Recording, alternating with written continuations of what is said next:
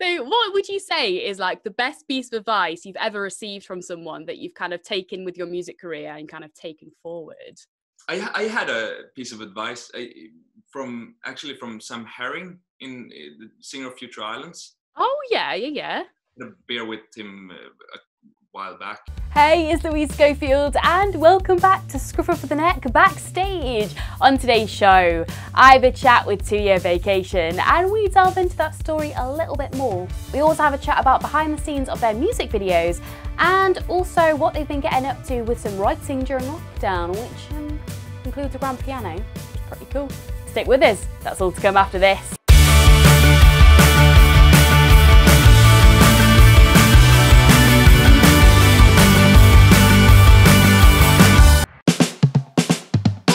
We used to spend every minute together. Now we struggle every second apart. Swedish quintet 2 Year Vacation blend feel-good sounds into infectious indie rock. Having toured across Europe, the US and the UK, they are quickly gaining momentum with an unstoppable live force. And with more music on the way, it's just getting even more exciting. Watch this space. I think I know my way to success. All the lies I let you eat. Hey, it's Louise Schofield. I'm now joined with Max and Johan from 2 Year Vacation. How's it going? Good, it's going great. Good. You said it's very hot there. So is that wine you got on the go at the minute? Yep, really cold wine. I had a look at your End of the World playlist on Spotify and I really liked that. You had a bit of Cassia in there, you had a bit of Little Dragon, and a bit of Madness as well, which is fantastic. Yeah, Can't go wrong with that. Are they some of the tunes that you've been listening to get you through? Yeah, kind of.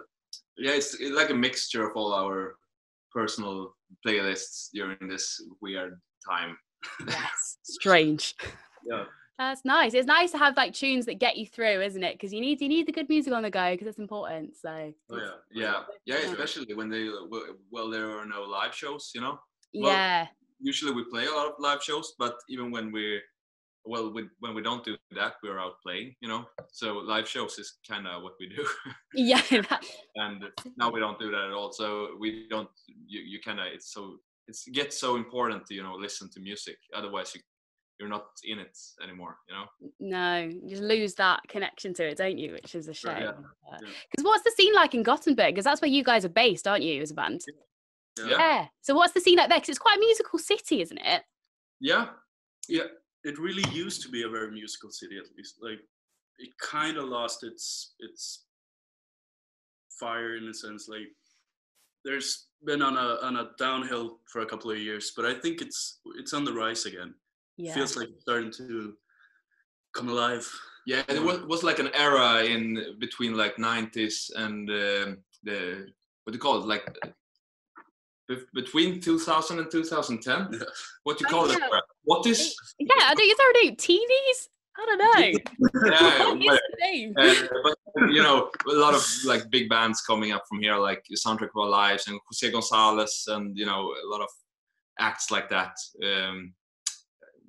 Which else? Little Dragon, stuff like that. Yes. But now it's kind of those are still the biggest acts. There haven't been any new acts really coming up, and that's kind of what you were talking about. Right. But now we are here, so it's that's where you guys come in. You're gonna scoot on through. That's the way. But your Slacker Island album was sick. Like, I loved that, and it's a great foundation for you guys because that's like a great catalog for people to look at, and it's kind of like the building block for your band. So it must have been like such a nice feeling to get that body of work out there as kind of like the first kind of big piece of record that we see from you guys. How was it? Very long process, very long time, but it was well worth it in the end, I think. Yeah. So nice, like you said, to just get it out there. Yeah.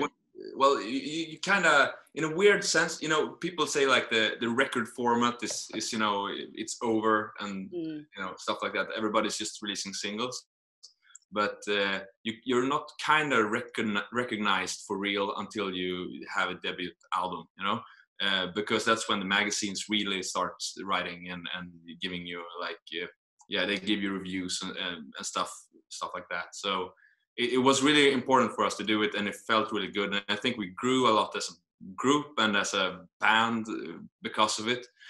But the process of doing it was really long. We worked on it for years. You get to know each other pretty well, don't you? Yeah. We know the song. Carried on. But you played so you did a few Europe shows, didn't you? But you also played the US and the UK. Was it for the first time last year? We played in Wales a couple of years ago. When was that? 2 years ago? 2 years ago, I think. Yeah. Wrexham. Yeah, North Wales, yeah. It was like a showcase festival and we were invited to play. So we just went. Was it Focus Wales? Yeah. Yeah, it's a great festival. Yeah, that's good. That's good. Because have you played the US as well? Yeah. Yeah. Last year. How was that? Because it's always like bands sometimes get things that go a bit wrong when they kind of go overseas sometimes. How did it go for you guys? Did it all run pretty smoothly? Kinda. It was very surreal feeling, I guess. Yeah. The first show in the US, in LA, very surreal and just great. It was like the whole trip, because we were there, it's a long trip from here. So we were there maybe 4 days or something like that. Yeah. And the first 2 days we didn't have a show. So we were just, going around in LA and, you have been to the US before, but none of us else had ever been to the US or like outside Europe. Yeah. So the first 2 days we were really confused because all you know about the US is from, television. Yeah. You think that everything is like in Friends or something.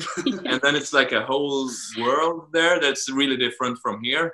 And here you can walk anywhere. If you're like in Munich, you can walk everywhere. Yeah. And we didn't kind of get that really. Then we lived in Hollywood and we played in Hollywood and we spent most of the time in Hollywood. But, you look at the map and the music store is right there. And then it's a walk on, 1.5 hours, but you kind of don't realize that because here in Europe, you can walk everywhere. Yeah. And it was really weird. But then when the show came, which was like the third day we were there, then everything just felt in place in a way, it was a great experience actually. It was getting rid. I can imagine that you went down so well there as well. I can imagine your music was received because your music is very sunny and it's very euphoric. So I can imagine especially the US audience, I bet they loved it. We had a good time. Yeah, that's the main thing. That's the main thing. Because your Bedroom Rock EP, that's kind of like the next era for you guys, isn't it? That's kind of like after Slacker Island. So it must have felt quite nice to get that body work out there as well and kind of, especially for summer, perfect. Yeah, right. Very nice.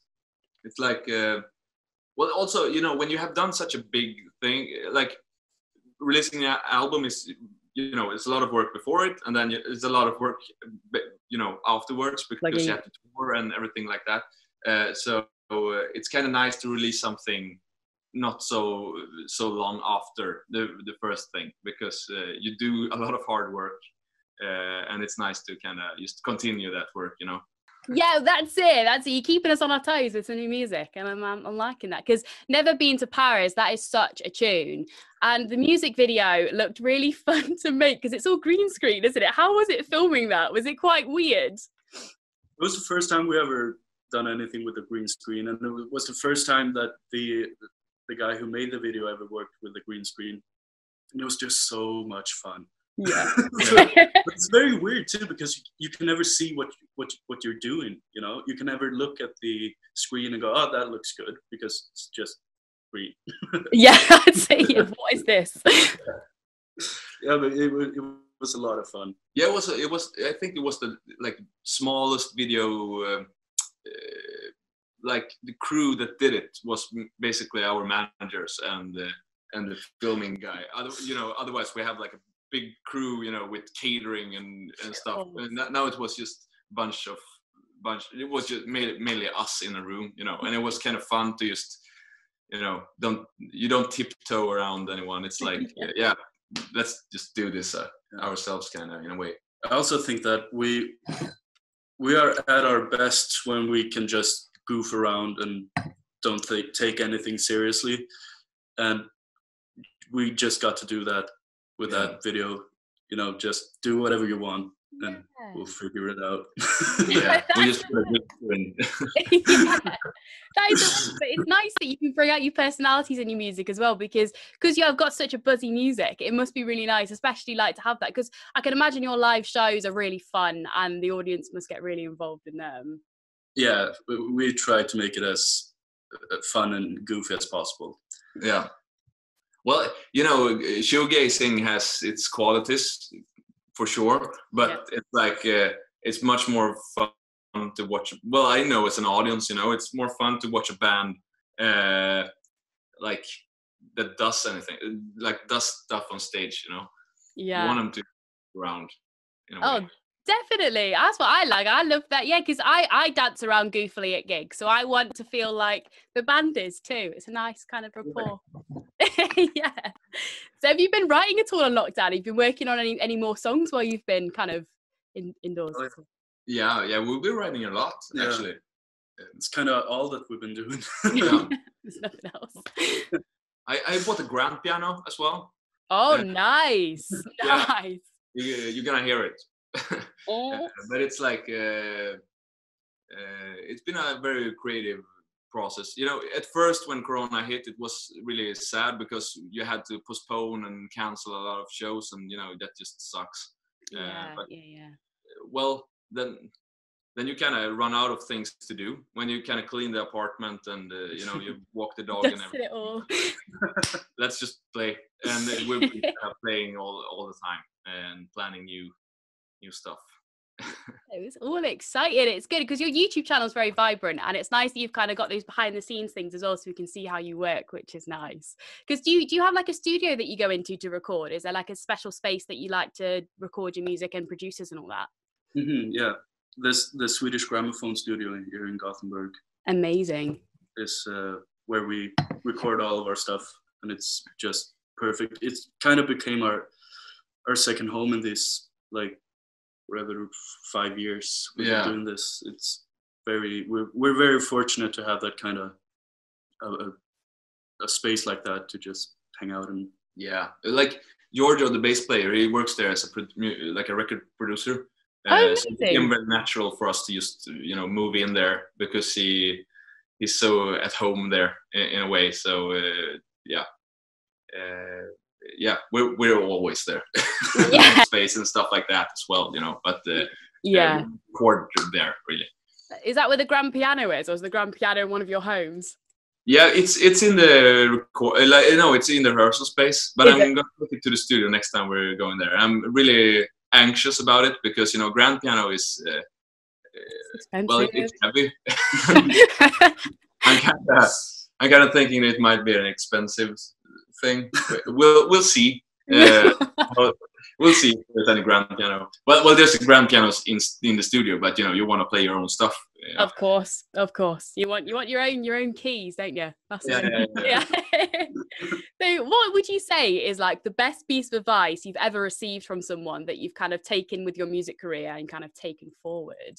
I had a piece of advice from Sam Herring, the singer of Future Islands. Oh yeah. I had a beer with him a while back, and he told me that you just kind of need to keep on going because it's sometimes things take time, and then the opportunity comes where you can go to a bigger stage, and then all those things you did for a long time, they're gonna pay off if you just keep getting at it. In a way, that's been like a big advice. I think it's kind of our main strategy in this whole thing. Let's just be the band that played the longest, and then that's it. Someone will like us.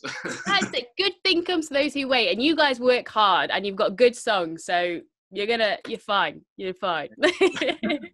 Oh, guys, well, thank you so much for chatting to me today, and I hope you go and enjoy the day because you've obviously got nice weather. I'm very jealous.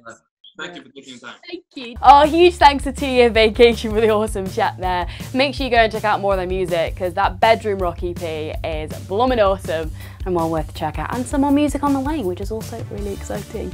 Make sure you stick with us though and like and subscribe to this channel because we've got loads more videos coming out that are just like this as well. So keep your eyes peeled because there's lots more content on the way. See you next time.